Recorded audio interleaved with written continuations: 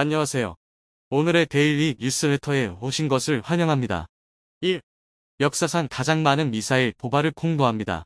2. 한국은 핵 잠수함을 비밀리에 개발한다. 3. 유틸리티급 위성이 계획대로 궤도에 진입했다. 한번 진실을 알아봅시다. 올 1월부터 11월까지 북한은 역대 가장 많은 미사일 도발을 감행했습니다.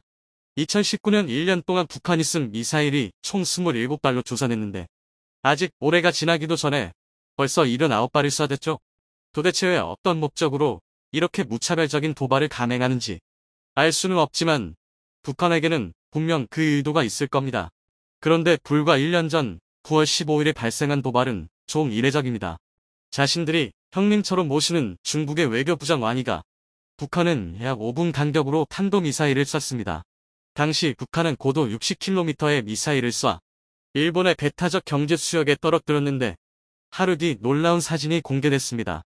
조선중앙통신이 공개한 사진을 보면 이 미사일은 특이하게 열차에서 쏜 것으로 확인되는데 이른바 철도기동 미사일 체계였습니다. 이는 구소련에서 최초로 도입한 미사일 체계로 달리는 열차에서 미사일을 쏘아올리는 특징이 있습니다. 철도가 촘촘하게 깔린 북한에서는 어느 지역에선 미사일 발사가 가능하기는 하지만 철로가 파괴되면 무용지물이 되기 때문에 아직도 이런 미사일을 운용하는구나라는 비아냥 섞인 조롱을 받기도 했죠. 그런데 북한이 열차 미사일을 쏜 지 딱 2시간 뒤 한국에서도 미사일이 발사됩니다. 바로 SLBM, 즉 잠수함 발사 탄도 미사일이죠. 천지를 뒤흔드는 굉음과 함께 바다 아래에서 갑자기 물줄기가 솟구쳐 오릅니다. 서서히 하늘을 향해 날아오른 미사일은 장장 400km 바깥의 목표 지점을 향해 날았는데 이는 한국이 역사상 최초로 성공시킨 잠수함 탄도 미사일 발사였습니다. 이로써 한국은 미국, 러시아, 중국, 영국, 프랑스, 인도에 이어 세계에서 7번째로 SLBM을 성공시킨 국가가 됐죠. 사실 잠수함에서 미사일을 쏴 목표를 타격하는 SLBM은 고난이도 중 고난이도 미사일로 꼽힙니다. 보통 탄도 미사일은 핵무기의 운반 수단이 될 수 있기 때문에 그 운반체 계에 따라 지상에서 쏘는 ICBM이 있고 바다 아래에서 쏘는 SLBM이 있고 공중에서 투하하는 전략 폭격기가 있습니다. 그중 SLBM은 콜드런치, 즉 고압 증기를 이용해 미사일을 일정 높이 이상으로 쏘아올린 후 공중에서 엔진이 점화되는 방식을 사용하는데 지지대로 활용할 만한 공간이 넉넉하지 않습니다. 단 1mm의 오차로 발사에 실패하는 경우가 있는데 자칫 실패하면 잠수함에 탑승한 요원들의 생존까지 장담할 수 없습니다. 그래서 웬만큼 자신 있지 않으면 발사하지 않는데 한국은 그 어려운 것은 미션 컴플리트 했죠. 이제 심해 어디서든 마음먹으면 북한에 대응할 수 있는 비밀 무기가 생긴 겁니다. 한국이 SLBM에 성공할 수 있었던 것은 그해 8월 13일에 시역한 도산 안창호합이라는 잠수함 덕분인데 분명 도산 안창호합은 디젤로 운용되는 디젤 잠수함입니다. 미국의 잠수함 전문가인 H.I. 서트는 자신의 블로그에 기고한 글에서 한국이 공개한 도산 안창호합은 미사일 능력의 새로운 영향을 예고하는 것일 수도 있다고 쓰기도 했는데 한국의 기술력이 너무 뛰어난 탓일까요? 아니면 3,000톤급 도산 안창호함을 독자적으로 설계한 경험을 높이 쳐주는 것일까요? 외국의 소위 전문가들이 자꾸 한국에게 물어오는 것이 있습니다. 핵잠수함 개발에 성공했느냐고 말이죠. 도대체 어떤 일이 벌어지고 있는 것일까요? 지난 2021년 12월 13일 미국 뉴욕타임스에는 생뚱맞은 핵잠수함 기사가 하나 보도됐습니다. 남한은 아주 오랫동안 핵잠수함을 왔다. 새로운 원자로가 길을 열어줄 수도 있다는 제목의 기사였는데 그간 한국은 핵잠수함과 관련하여 별다른 이슈를 내보내지 않았음에도 미국의 주류 매체가 나서서 이러한 기사를 썼다는 점이 조금 의아했었죠. 내용을 요약하자면 한국 정부가 월성원 자력발전소에서 4km 떨어진 경주 간포 마을에 2025년 완공을 목표로 6,540억 원을 투입해 소형보 듀론자로 SLR을 연구하는 연구단지를 조성 중인데 원자력 전문가들은 이 사업이 한국의 핵잠수함 개발의 전초기지가 될 것으로 본다는 것입니다. 한국의 가장 강력한 동맹이 수십 년간 반대해온 바로 그것이라는 말도 덧붙여서 말이죠. 그러면서 여러 전문가들의 발언을 이용해 이미 한국이 개발하려는 원자로의 출력은 차세대 4,000톤급 잠수함에 전력을 공급하기에 충분하다며 한국은 이미 핵잠수함을 염두에 두고 있다는 취지였는데요.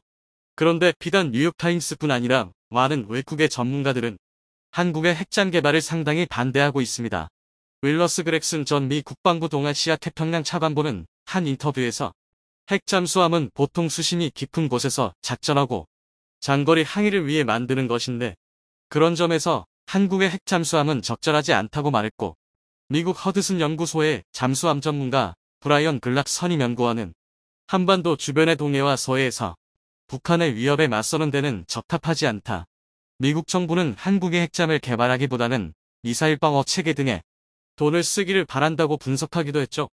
그런데 한국의 핵잠 수합 개발을 공론화한 것도 아닌데 왜 해외 언론과 전문가들이 먼저 나서서 이미 기술력은 충분하니만이 개발을 하니만이 앞장선 분석을 내놓는 것일까요?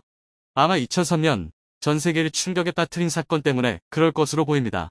노무현 전 대통령은 취임 4개월 뒤 조영기 당시 국방부 장관의 보고를 받습니다. 프랑스의 바라쿠다급을 모델로 한국형 핵잠 수합 세척을 건조해 2020년까지 실전에 배치하겠다는 계획을 들은 그는 장고에 빠졌습니다. 이 계획은 그간 노심초사하며 관계 유지에 힘써왔던 미국은 물론이고 북한, 중국, 일본, 러시아를 포함해 전 세계 안보의 근간을 흔들 만한 사안이었기 때문이죠.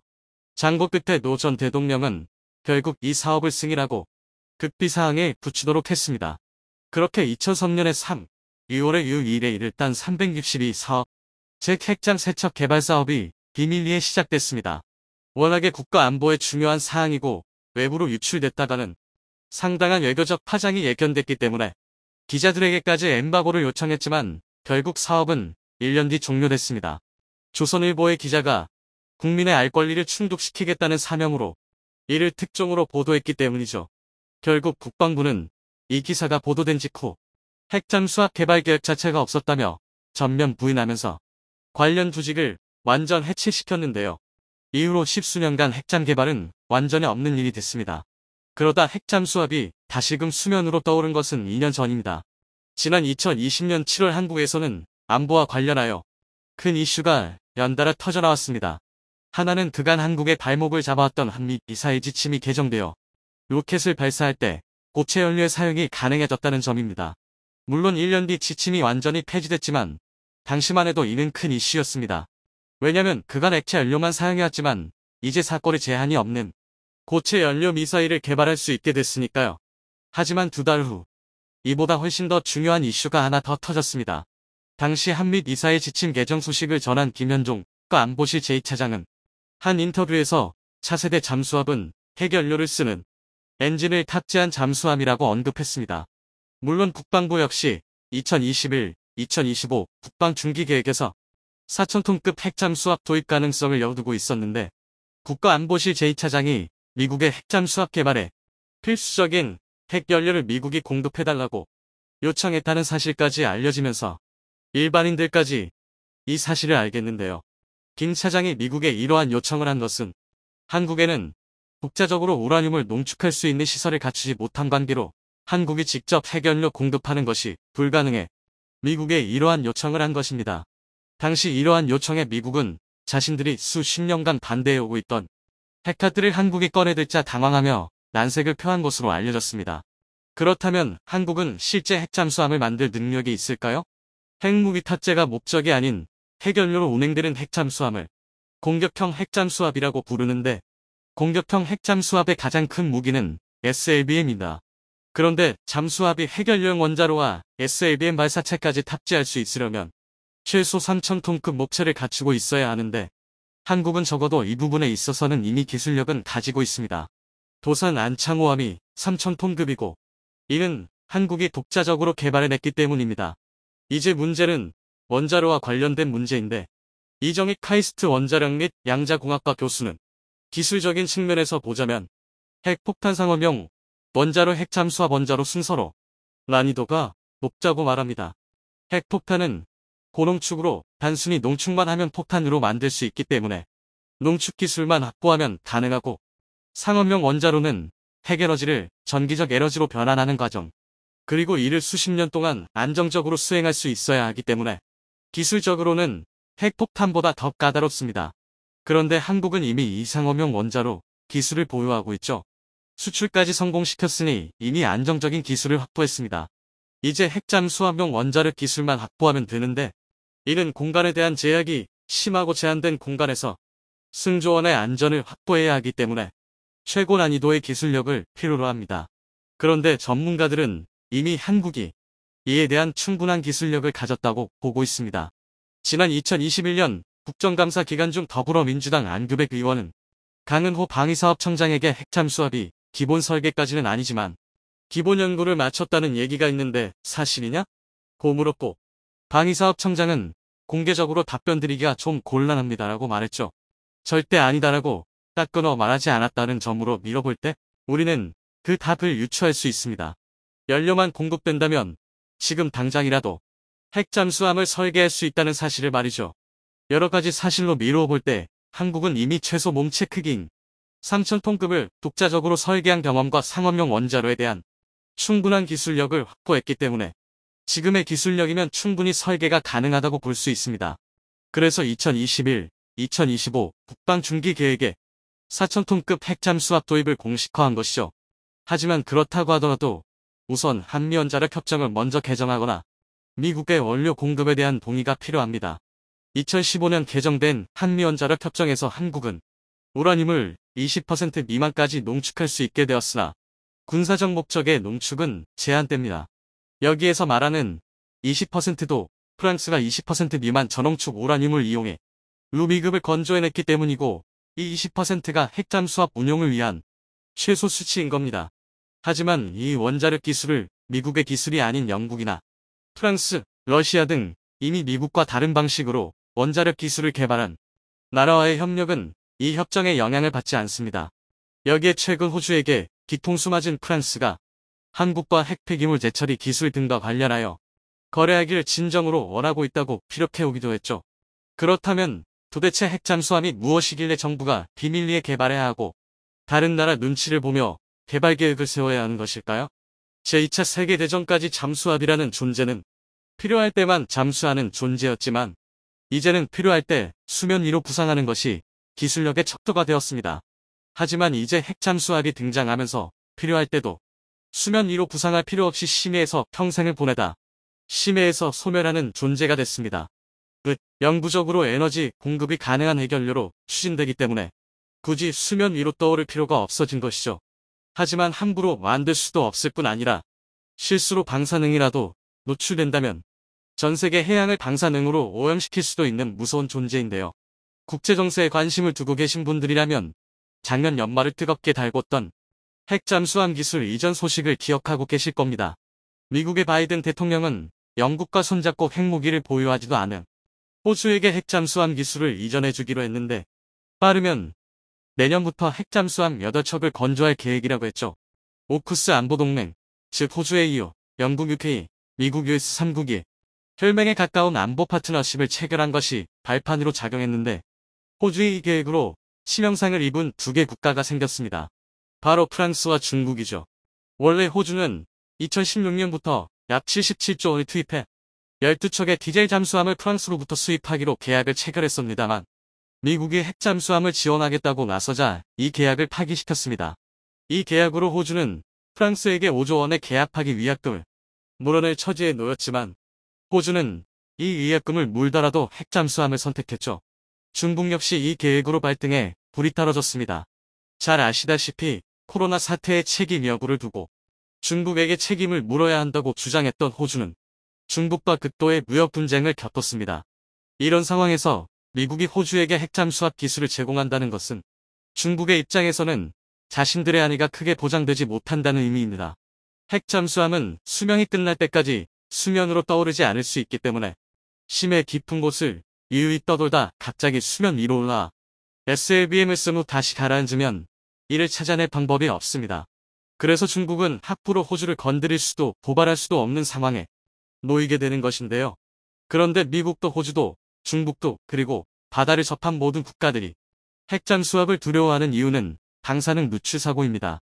만약 핵잠수함이 사고로 침몰하게 될 경우 거기에서 유출되는 방사능을 어떻게 할 것이냐는 심각한 문제입니다. 누구도 함부로 접근할 수 없으므로 누구도 방사능 유출을 막을 수 없으니까요. 공격형 핵잠수함 제 핵을 연료로 하여 추진되는 잠수함이 한국군에 필요한 이유는 비단 북한 때문이라는 단순한 이유에 국한되지 않습니다. 최근 러시아 우크라이나 사태에서 보듯이 타국의 침략에 의한 전쟁의 폐해는 비단 과거의 일이 아닙니다. 지금 2022년 현재 일어나고 있는 일이며 어떻게 자국의 안보를 책임지느냐는 전적으로 그 국가의 선택입니다. 핵 잠수함의 목적은 정보 수집도 있겠지만 무엇보다 우리나라의 심각한 피해를 야기한 국가에게 소류 없이 다가가 SLBM 등의 미사일로 치명적인 피해를 입히는 것입니다. 그럴 일은 없어야겠지만 대비하지 않은 국가의 피해가 어땠는지 우리는 한국 전쟁을 통해 배웠습니다. 그런 의미에서 주기적으로 수면으로 떠올라 연료를 보충해야 하는 디젤 잠수함은 적국의 군사위성에 노출될 위험성이 높은 반면 핵 잠수함은 이론적으로 10년 이상 어쩌면 평생 동안 수면 아래에 머무른 상태로 작전 수행이 가능하죠.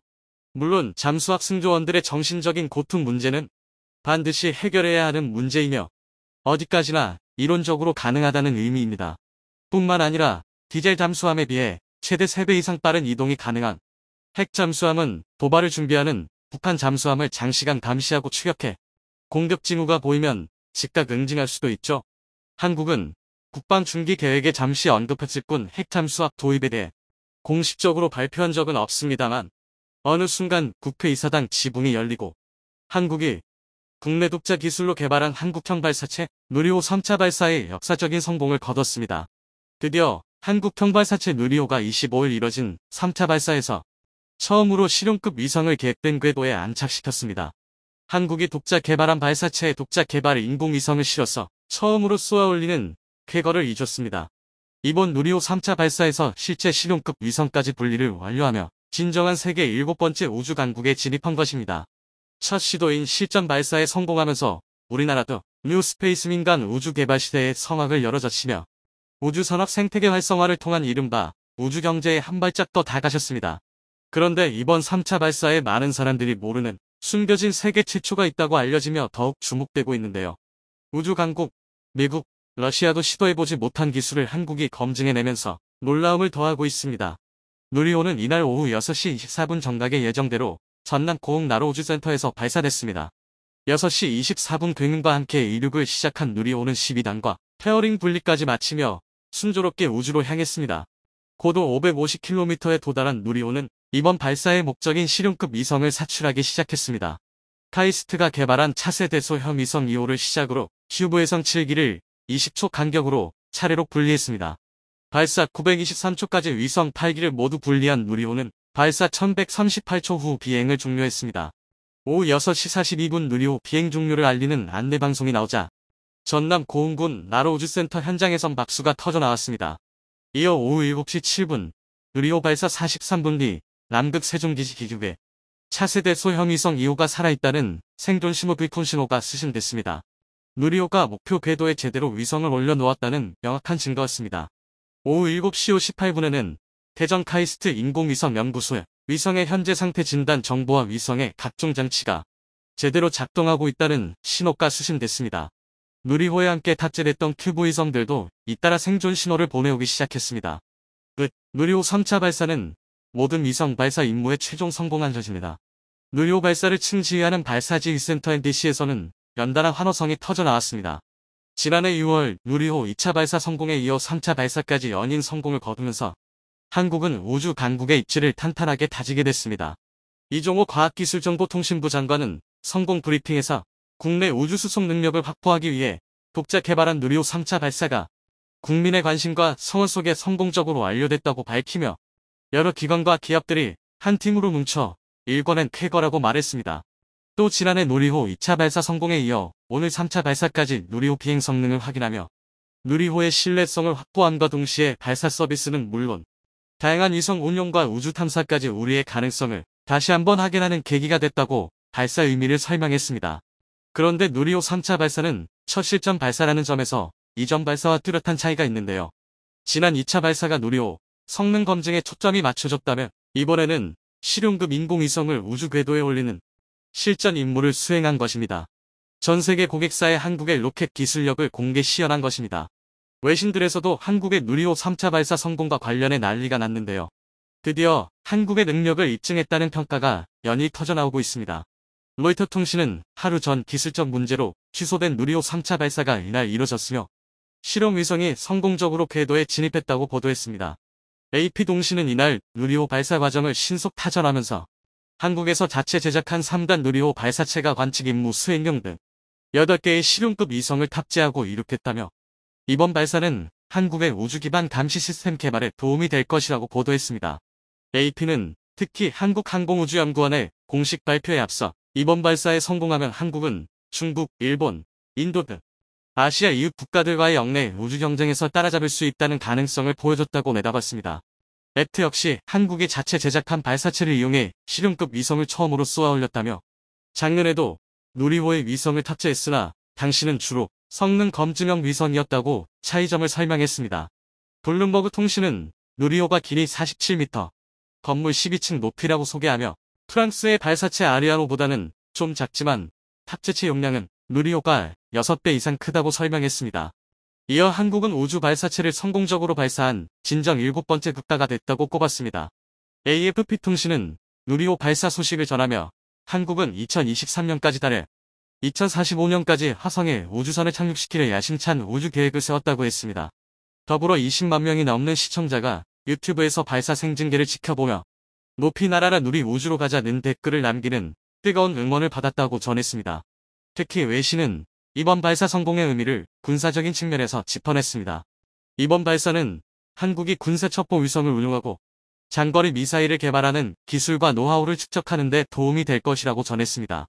이어 한국은 이미 북한전 벽에 도달할 수 있는 미사일을 보유하고 있지만 전문가들은 중국과 러시아의 미래 안보 위협에 대비하기 위해 장거리 미사일이 필요하다고 말한다고 멋붙였습니다.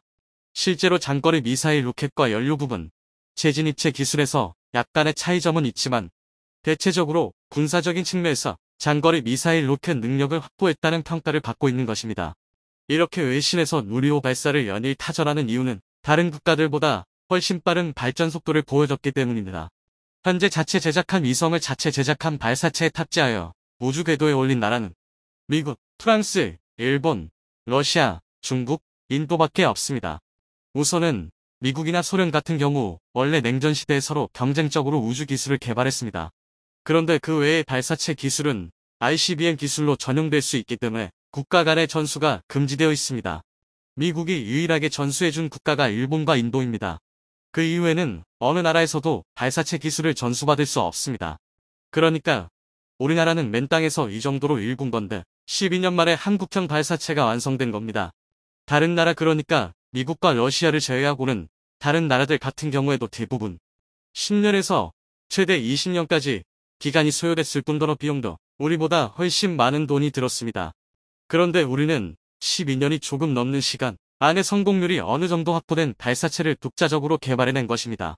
그러니까 다른 기술 이전이 없이 이렇게 했기 때문에 그런 의미에서 우리 발사체 기술에 대한 외국이나 아니면 자체 평가가 굉장히 높은 상태입니다.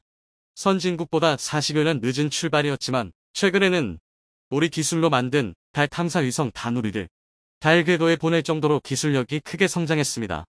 현재 세계 유에서 7권의 인공위성 기술력을 가진 것으로 평가받고 있습니다. 때문에 이제 전 세계에서 대한민국의 우주과학 기술과 첨단 산업을 바라보는 시각이 크게 바뀔 것으로 보이는데요. 그런데 특히 이번에 누리호 3차 발사에서 미국, 러시아도 시도해보지 못한 세계 최초의 위성 검증을 진행하면서 전 세계에 많은 놀라움을 샀습니다. 이번 3차 발사에선 지난 12차와 달리 실용급 위성 등 8기주 탑재 위성 2기, 큐브 위성 7기를 정확한 우주 궤도에 올려야 하는 특급 임무가 주어졌습니다. 각 실용급 위성들이 어떤 역할을 하는지 살펴보지 않을 수 없는데요. 먼저 카이스트 인공위성 연구소가 개발한 차세대 소형 위성 2호가 주탑재 위성입니다. 이 위성은 영상 레이더사 기술, 국산화와 우주과학 연구를 주목적으로 합니다.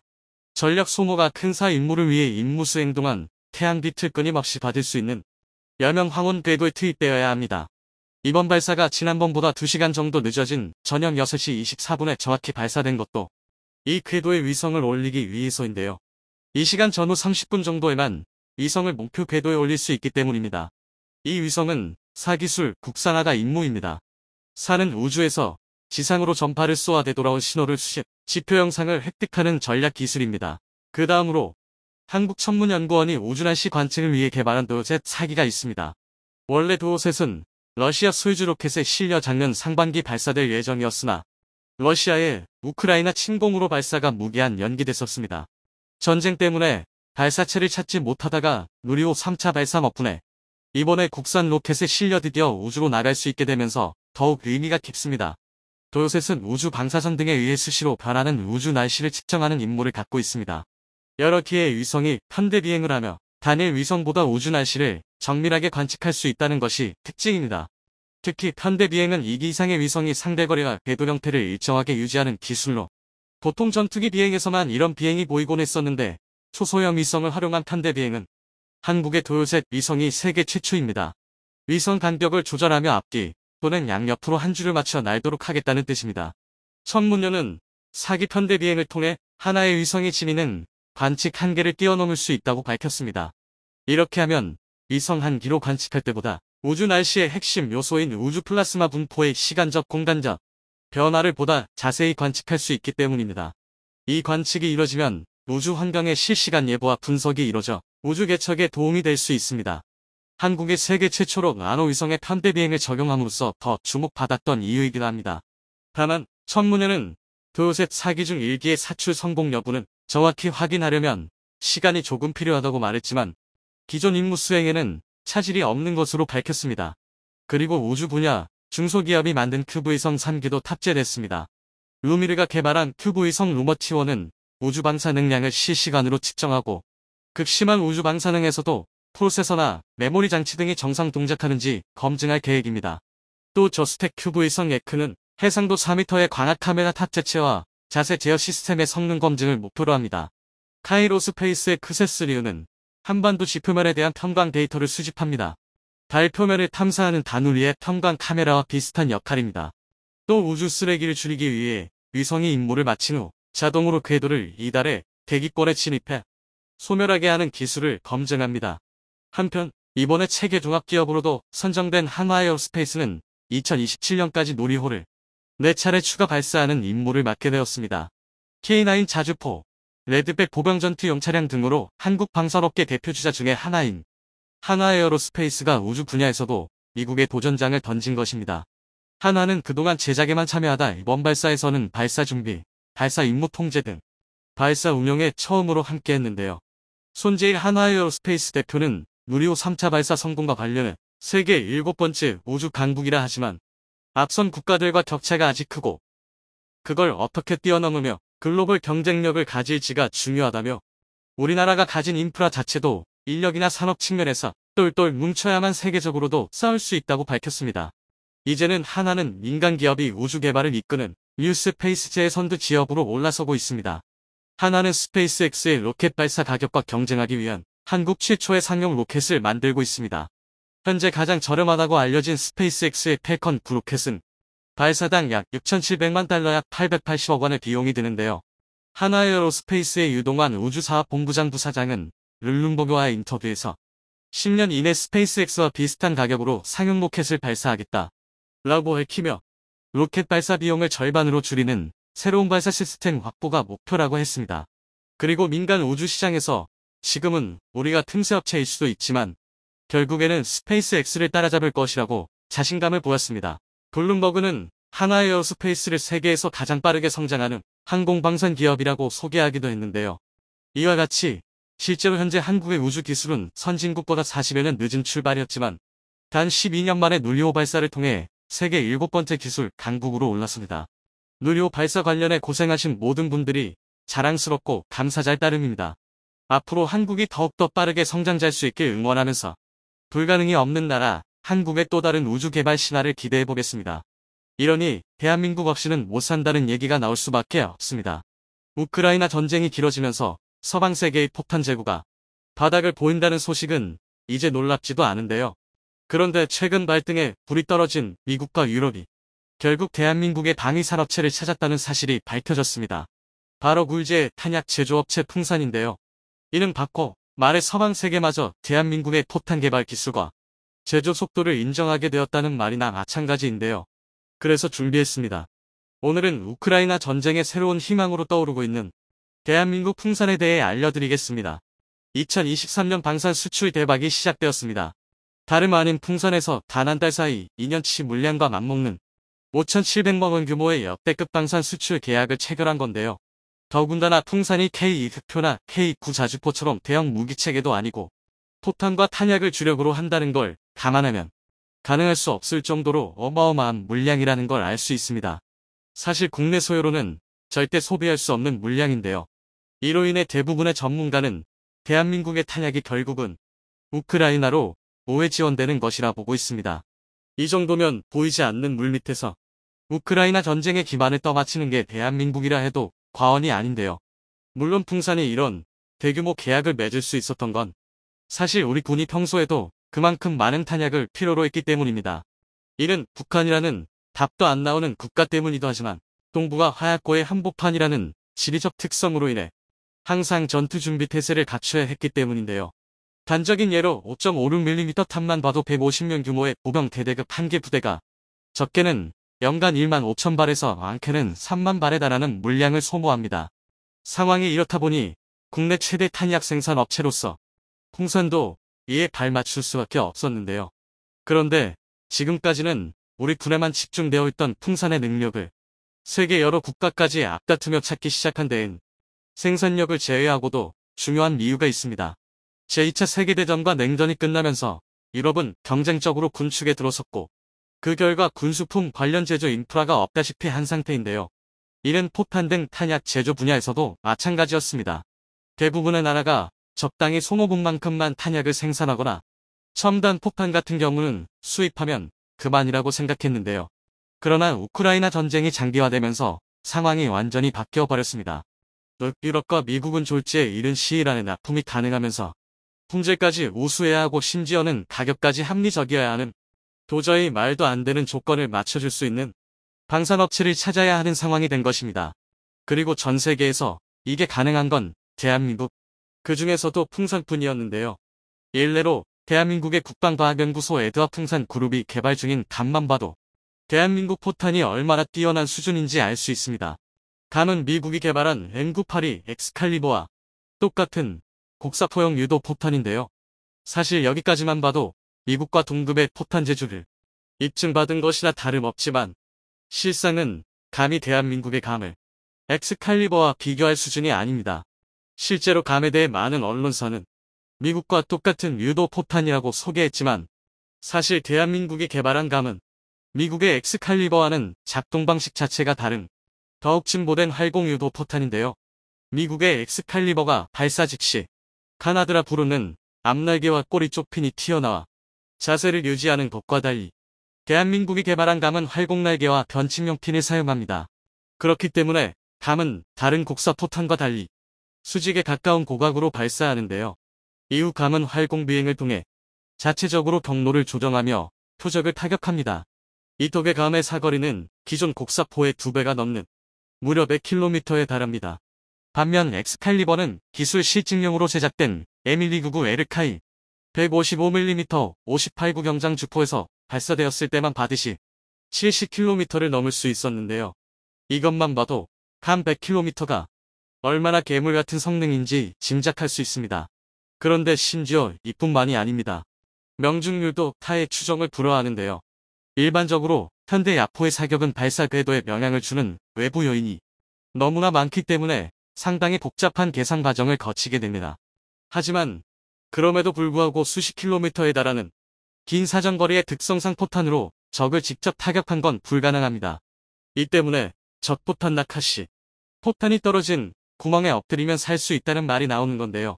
아무리 정밀한 사격을 가해도 한번 타격한 곳에 똑같이 포탄을 떨어뜨린다는 건 불가능한 일이기 때문입니다.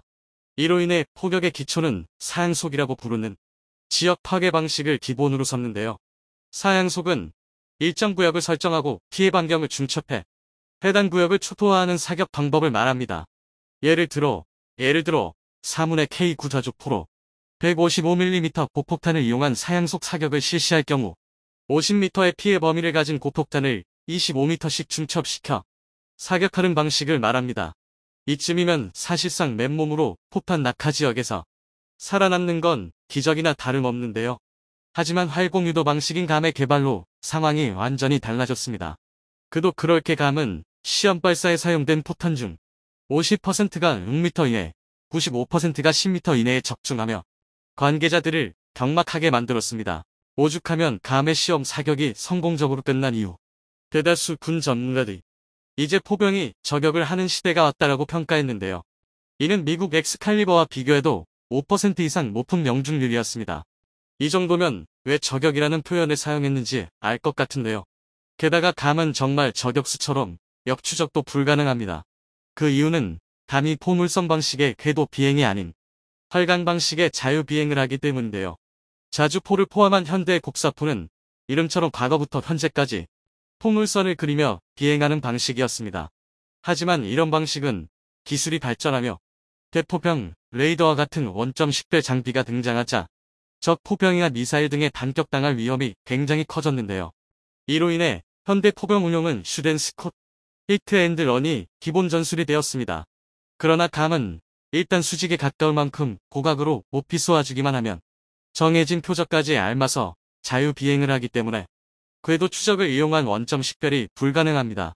이뿐만 아니라 사거리도 100km를 넘어서 현존하는 어떠한 대포병 레이더로도 추적이 불가능한데요. 즉 감을 통해 포병의 진지 이동을 극단적으로 줄일 수 있고 이는 보다 적극적인 화력 지원으로 이어질 수 있습니다. 세계 어느 나라보다 많은 양의 자주포를 보유한 대한민국의 상황에서 이보다 확실한 화력 증감은 또 없는데요. 더군다나 감은 가장 유사한 무기체계인 미국 엑스칼리버가 8천만 원인 것에 비해 약 절반인 3,500만 원 수준입니다. 게다가 이조차도 개발 완료 후 양산에 들어가면 더욱 떨어질 것이 분명한데요. 물론 3,500만 원이라는 가격이 일반적인 포탄에 비해 매우 높은 가격인 것은 분명하지만 반대로 말하면 포탄 한 발로 수십억 원을 호가하는 미사일의 역할을 대신할 수 있다고 생각하면 오히려 심각할 정도로 싼 가격입니다. 이처럼 대한민국 풍사는 생산 속도와 동시에 압도적인 실력까지 갖추고 있는데요. 하지만 고화력 무기체계에는 자주포만 있는 게 아닙니다. 풍사는 적어도 포탄 제조 기술에서만큼은 과거부터 지금까지 세계 최고 수준의 기술력을 유지해왔고 이는 탄약 체계 전반에서 뛰어난 실력을 유지했기 때문입니다. 실제로 21세기 풍산의 포탄 제조 기술력을 대표하는 게 곡사포원감이라면 과거부터 풍산의 명성을 높이기 시작한 건 날개만 정 분리철갑탄 엣즈, 속칭 날탄이라 부르는 전차 포탄인데요.